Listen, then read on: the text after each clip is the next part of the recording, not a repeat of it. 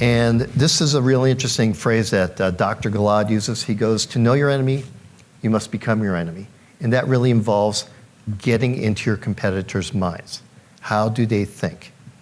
From my personal career point, that's been a critical component to my success, is being able to get into the mindset of your competitor, understanding what drives them.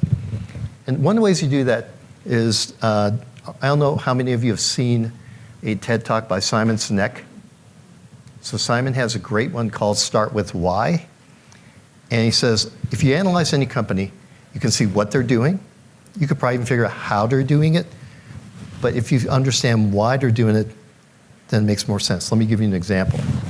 2016, we saw one of our major rivals starting selling off pieces of their business. And so we knew what they were doing. You could see it, see how they were doing it. They were spinning them off. The question was, why were they doing it? So we thought, we sat down, we examined it, and we came to the conclusion that what they were doing was window dressing. They were trying to get themselves sold off. So they jettisoned all this, stuff that they thought might hold them down. And then we were like, well, who would buy them? That's the second half of the question. We figured out it was one of two companies, and they're all names that you would recognize, so I won't repeat them here. But we thought about that, and it turned out to be true that they were, in fact, trying to get acquired by a large company, and so they were getting rid of all this stuff to make it more attractive. When that acquisition did not get through, the CEO left because that person had a large payout tied to that objective. So if you figure out why a company does what it's doing at any point in time, it gives you great actionable insight, and I saw that was one of the keywords up there. It gives you great actionable insight, and from there you can figure out what you're going to do next.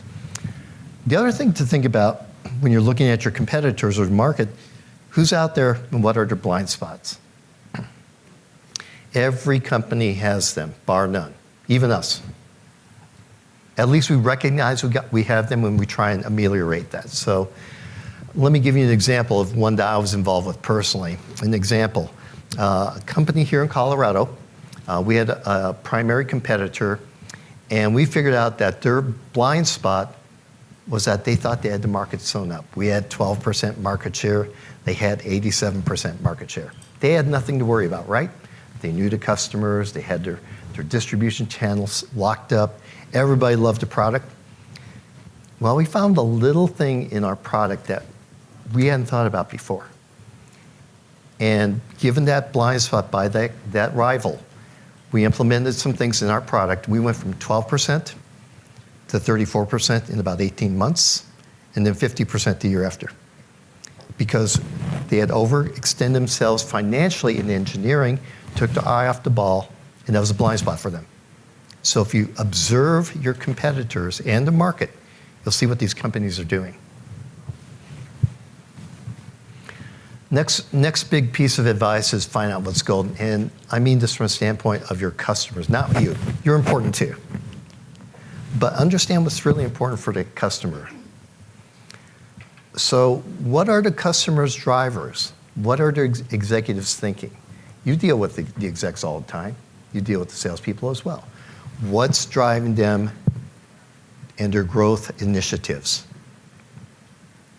Now, when you've got that in context, then think about what is your competition doing to message that to your customer, whether it be an account, whether it be the executives, because that's really important. You have to understand what's driving the requirements and what are the growth drivers.